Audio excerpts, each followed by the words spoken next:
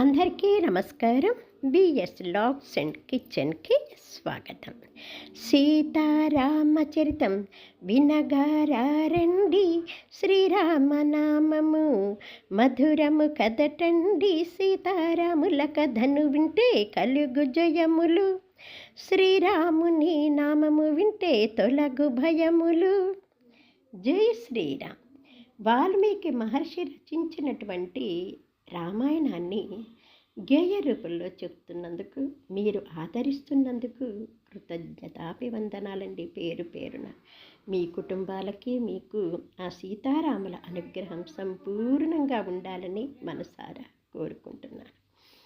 గుహుని వద్ద సెలవు తీసుకొని జటలు కట్టుకొని ఇంకా నావలో అసలైన వనవాసానికి బయలుదేరబోతున్నారు సీతారాములు. ఇప్పటి వరకు వారి వెంబటి ఇటు మంత్రులు, సైనికులు కానివ్వండి, ప్రజలు కానివ్వండి ఉన్నారు. తర్వాత గుహుడు, మంత్రులు, వాళ్ళ బంధువులు తోడున్నారు. ఇంకిప్పుడు సీతారామ లక్ష్మణులు మాత్రమే చేసే వనవాసం ఇది. అంటే ఘోర అరణ్యాలకు బయలుదేరే సమయము ఆసన్నమైంది.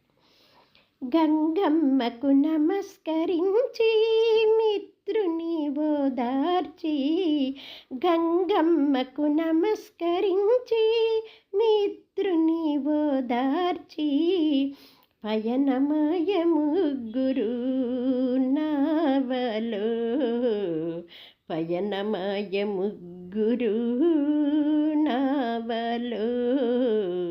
సంధ్యా సమయానికి గంగా నదిని దాటిరి, సంధ్యా సమయానికి గంగా నదిని దాటిరి, దక్షిణ తీరము చేరిరి, నడక సాగించిరి, దక్షిణ తీరము చేరి నడక సాగించిరి.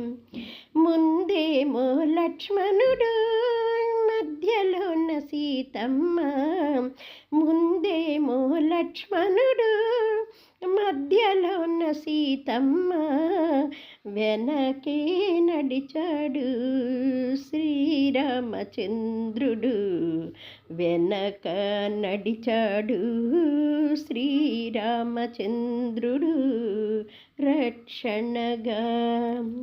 నిర్మానుష్యమైన అడవిలో జాగ్రత్తగా ఉండమనే, నిర్మానుష్యమైన అడవిలో జాగ్రత్తగా ఉండమనే, జాగరూకతతో మసలుకొమ్మనే.